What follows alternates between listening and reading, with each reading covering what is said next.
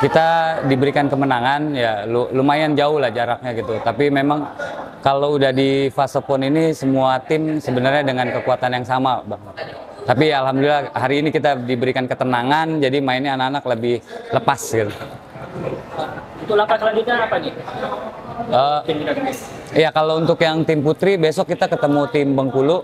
Yang jelas kita akan siapkan kembali kondisi anak-anak, mudah-mudahan dalam kondisi baik.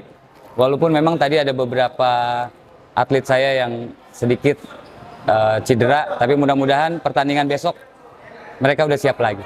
Ada tim tertentu nggak yang kita waspadai ini, Bang, dalam PON ini?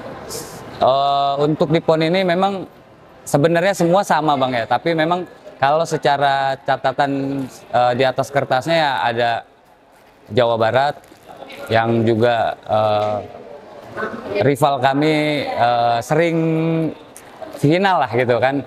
Lalu ada Kalimantan Timur, ada dari Pulau Sumatera juga bagus-bagus sekarang.